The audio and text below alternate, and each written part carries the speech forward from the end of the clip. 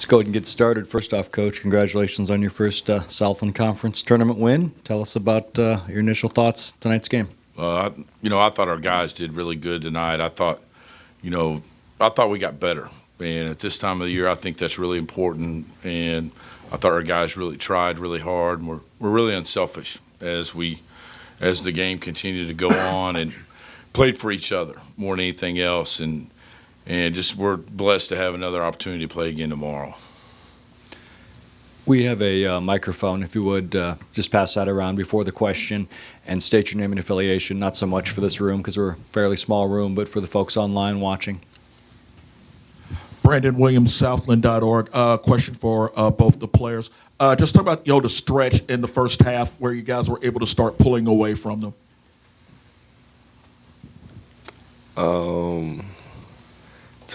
Honestly, we were just playing how we were supposed to play and just executing our plays and just being aggressive on defense and making sure we stopped what they do best and limiting their shots. They're big players, limiting their big players to the shots they normally take. Denying them from catching in the post, denying them from getting just wide open threes. So basically, we were just trying to take away their best players from getting the shots they normally take within the game. Basically what Leon said, we're just trying to get them out of the flow of their offense that they practice every day, denying them being aggressive on defense, and then on offense also being aggressive on offense for us. And that's how we put it away. Brandon, do you mind handing the microphone over, and then we'll go over here, then in the back? How you doing, man? Danny Shapiro with Bowman Enterprise. Coach, did you plan on really making sure that ball stayed away from Colton Weisbrod? He's their leading scorer, kind of does everything for him. Did you kind of plan that way? Well, that's something that for us, we go into every game and trying to, like those guys said, we try to make teams do something that they don't normally practice. And, I'm sure that Coach Price, he's won so many games, and I think they're a really good team. He's done an unbelievable job in such a quick turnaround, turning that program around. And, their main focus is getting it to Colton and get it to Garth. And I thought our guys, they had 10 points between those two guys, and I think they averaged about 30 between them or so. And that was our deal, was try to make somebody else besides those two guys score points. And you're looking at the two guys really responsible for guarding them. And besides the points that they scored tonight, those are a bonus. But, we had them at 25 tonight. In the first half, they didn't have a basket between those two. And with a one-day prep, really, we did pretty good. Leon's had Colton, played against him since he was a kid, knows him pretty good, and he had 2 the first time and 7 tonight. So, I think Leon deserved to be on our all-defensive team. Everybody he's guarded this year, he's done a great job. He's got great feet, great feel for the game. He's kind of an awkward player if you've never seen Leon play. Not that you could tell with that hair that he has. Kevin Gore with the Daily Sentinel. Kyle, 2 questions, I guess. Talk about your fast start and how well y'all played early, and was that y'all's best half of the year? Yeah, for sure. KG, you've seen us play. We're so just fluid on offense all year long.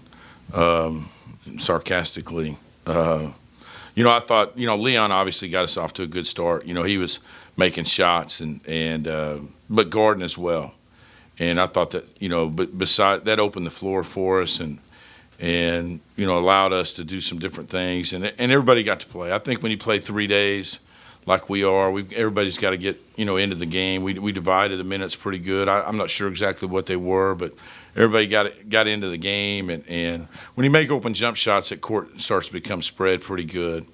And when you have a forward that can make shots like our two can at times, the game becomes pretty easy for you. But the intensity I love on the defense was, that's always going to travel. And, I would say, KG, that was by far, that in the second half really against Corpus was probably the 2 best halves we played this year for sure in the last couple months. Coach, Isaac Niederauer with the Sawmill, and this is for Ivan too. A lot of people, when they think of Ivan Canete, they're thinking three-pointers.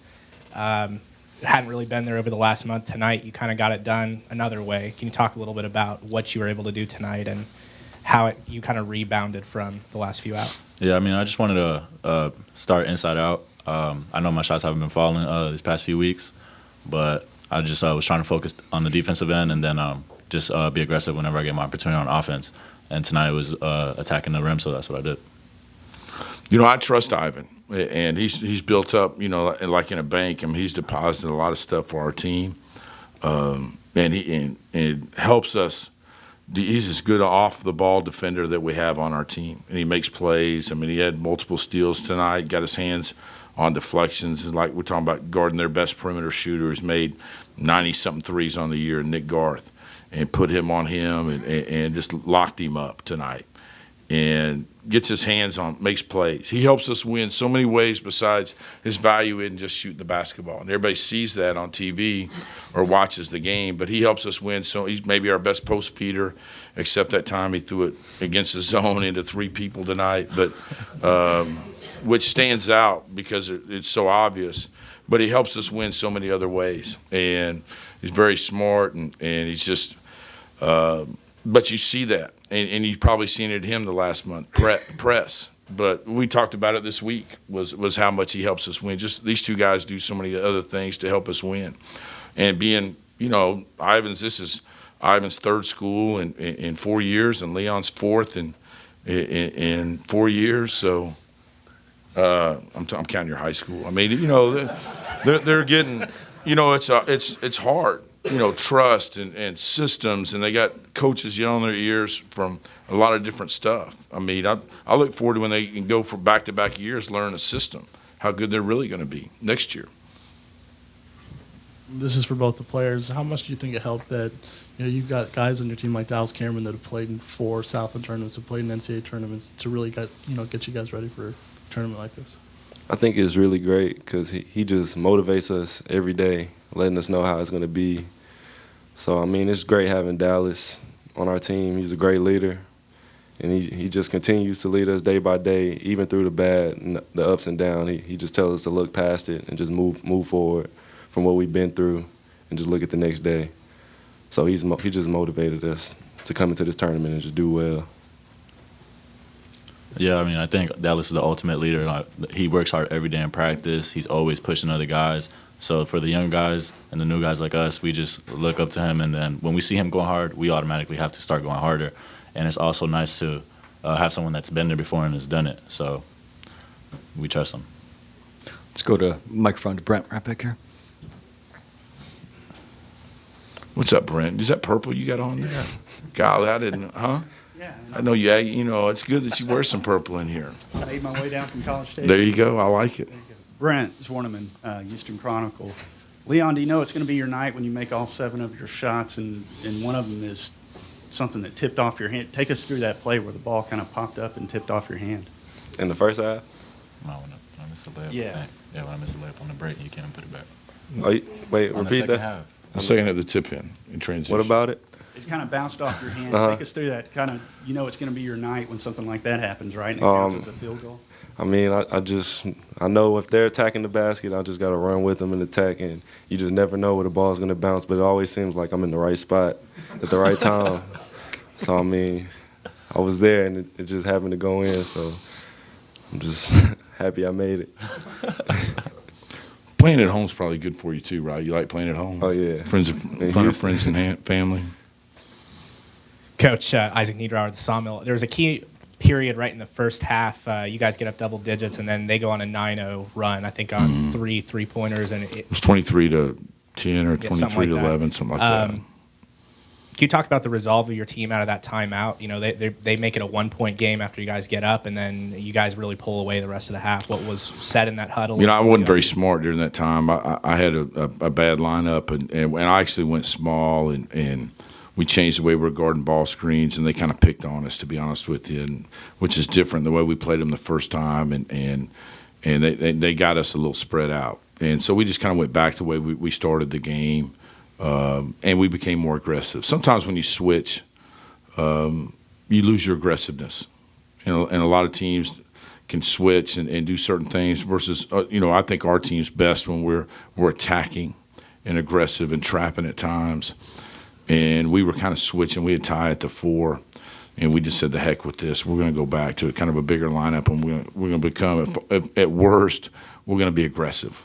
And if all things, you don't have to think sometimes, and not that our guys aren't don't have, aren't cerebral at all, but just become aggressive. I'd much rather make mistakes being aggressive than trying out there and let them run their stuff. And I think our guys are best at that. And that's what we did. We're just about out of time. Let's do one more question for these guys.